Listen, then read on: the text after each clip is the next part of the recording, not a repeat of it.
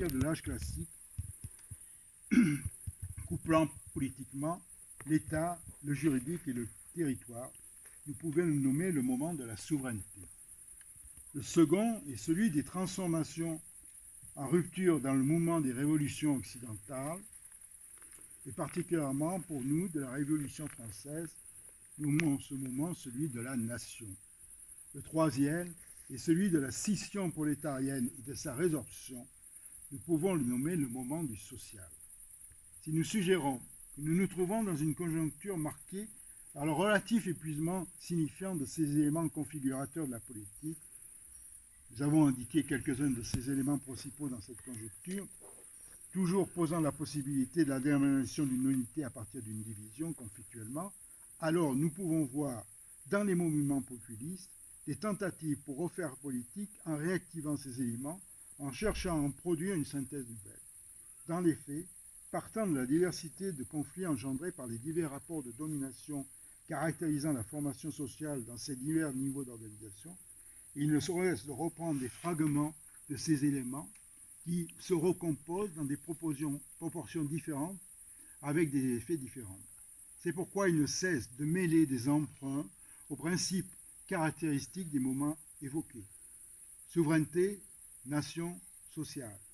Mais ce faisant, il ne peut manquer de devoir affronter le principe de différence historiquement complexe et objet d'appropriation contradictoire qui les fonde.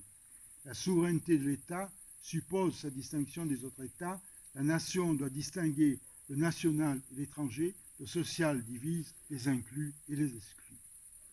Et donc, par hypothèse, les mouvements populistes naissent d'un épuisement significatif des paradigmes institutionnellement et historiquement déployés. Ils ne cessent de vouloir refaire un sujet politique, donc de buter sur les limites de ces dispositifs, soit pour tenter d'en réactiver le contenu, soit pour les dépasser.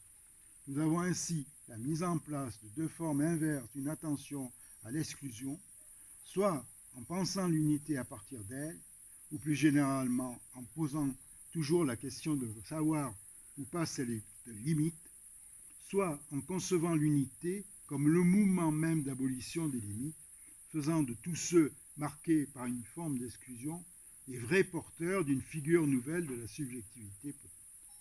Peut-être alors devrions-nous en inférer que le fait majeur de l'époque actuelle, ce n'est pas l'apparition des discours populistes, mais la reconfiguration du pouvoir étatique qui s'opère sous nos yeux.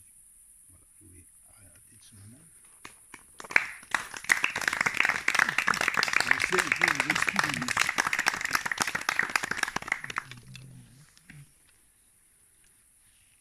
Quel homme! Bravo, bravo. On va lui donner des médailles.